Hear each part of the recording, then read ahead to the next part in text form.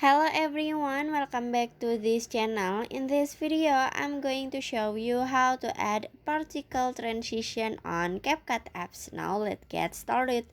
First, after you open your CapCut apps and add the video that you want to edit, if you want to add a particle transition effect, so you just click on the box white icon, this one, click on it.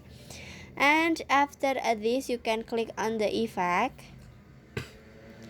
And after this you can swap until you can see a particle transition.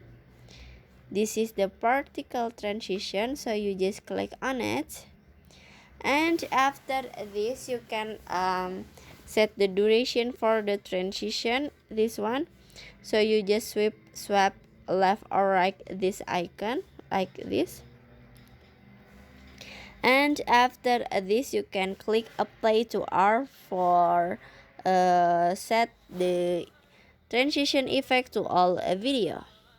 And after this you can click on a check this one and finish. So that how to add a particle transition on CapCut apps. I hope you found this video to be helpful. If you enjoy the content, please consider like, comment, and subscribe down below. Bye bye.